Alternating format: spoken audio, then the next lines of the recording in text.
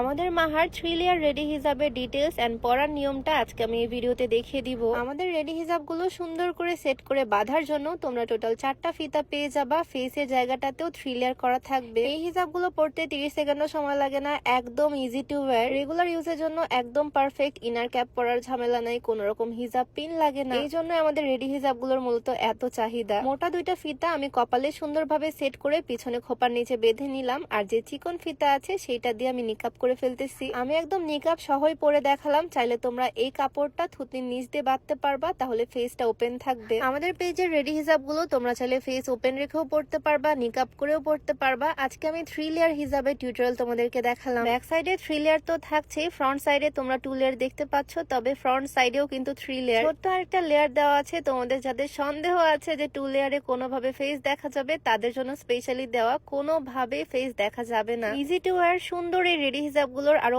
অনেকগুলো colour option তোমরা পেয়ে যাবা মা হাতে। তোমরা চাইলে বোরখা সহ কম্বোও নিয়ে নিতে পারবা। সুন্দর এই রেডি হিজাবগুলো অর্ডার করতে এখন ইনবক্স করে ফেলো আমাদের ফেসবুক পেজ মা হাতে, অথবা আমাদের ওয়েবসাইটটাও ভিজিট করতে পারো।